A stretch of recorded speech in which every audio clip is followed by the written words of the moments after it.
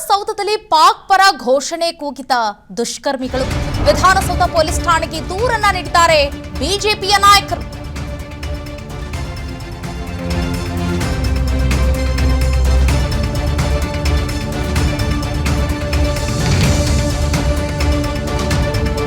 ಇಂದು ಚುನಾವಣೆ ಮುಗಿದ ಮೇಲೆ ಆಯ್ಕೆಯ ಘೋಷಣೆ ಆದ ನಂತರ ವಿಧಾನಸೌಧದ ಎದುರು ಸಂಭ್ರಮಾಚರಣೆ ಮೊಳಗಿತ್ತು.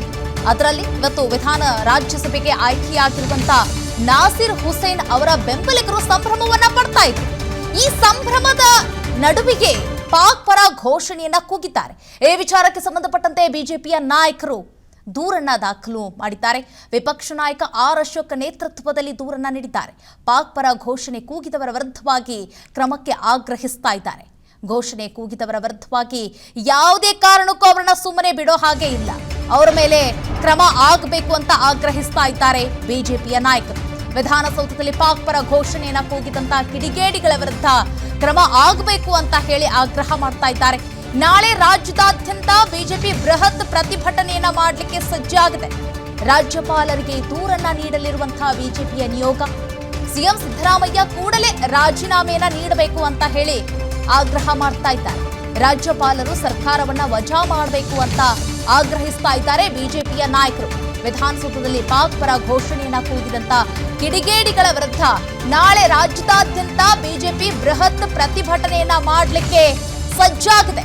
ಅದರ ಜೊತೆಗೆ ರಾಜ್ಯಪಾಲರಿಗೆ ದೂರನ್ನು ಕೂಡ ನೀಡಲು ಸಜ್ಜಾಗಿರುವಂತಹ ಬಿಜೆಪಿಯ ನಾಯಕರು ಒಂದ್ ಕಡೆ ರಾಜ್ಯಪಾಲರಿಗೆ ದೂರನ್ನ ಕೊಡ್ತೀವಿ ಅಂತ ಇದ್ದಾರೆ, ಮತ್ತೊಂದು ಕಡೆ ನಾಳೆ ರಾಜ್ಯದಾದ್ಯಂತ ನಾವು ಪ್ರತಿಭಟನೆಗೆ ಸಜ್ಜಾಗಿದ್ದೀವಿ ಅಂತಲೂ ಕೂಡ ತಿಳಿಸ್ತಾ ಇದ್ದಾರೆ. ಯಾಕಂದ್ರೆ ಕಿಡಿಗೇಡಿಗಳು ಅಂದ್ರೆ ಆ ಪಾಕ್ ಪರ ಘೋಷಣೆಯನ್ನ ಕೂಗಿದ್ರಲ್ಲ ಜಿಂದಾಬಾದ್ ಅಂತ ಹೇಳಿ, ಆ ವಿಚಾರಕ್ಕೆ ಸಂಬಂಧಪಟ್ಟಂತೆ ಅವರ ವಿರುದ್ಧವಾಗಿ ಕ್ರಮ ಆಗಬೇಕು ಅಂತ ಹೇಳಿ ಬಿಜೆಪಿಯ ನಾಯಕರು ಪಟ್ಟು ಹಿಡಿದಿದ್ದಾರೆ. ಜೊತೆಗೆ ಇವತ್ತು ದೂರನ್ನು ಕೂಡ ದಾಖಲು ಮಾಡಿದ್ದಾರೆ ವಿಪಕ್ಷ ನಾಯಕ ಆರ್ ಅಶೋಕ್ ಅವರ ನೇತೃತ್ವದಲ್ಲಿ. ಅನುಕ್ಷಣದ ಸುದ್ದಿಗಳಿಗಾಗಿ ವಿಸ್ತಾರ ನ್ಯೂಸ್ ಯೂಟ್ಯೂಬ್ ಚಾನೆಲ್ ಸಬ್ಸ್ಕ್ರೈಬ್ ಮಾಡಿ. ಹೊಸ ಸುದ್ದಿಗಳ ನೋಟಿಫಿಕೇಶನ್ಗಾಗಿ ಬೆಲ್ ಐಕಾನ್ ಕ್ಲಿಕ್ ಮಾಡಿ. ಲೇಟೆಸ್ಟ್ ಅಪ್ಡೇಟ್ಸ್ಗಾಗಿ www.vistaranews.com ವೆಬ್ಸೈಟ್ಗೆ ವಿಸಿಟ್ ಮಾಡಿ. ಅಂಗೈಯಲ್ಲೇ ಜಗತ್ತಿನ ಸುದ್ದಿ ತಿಳಿಯಲು ವಿಸ್ತಾರ ನ್ಯೂಸ್ ಕನ್ನಡ ಆಪ್ ಡೌನ್ಲೋಡ್ ಮಾಡಿ.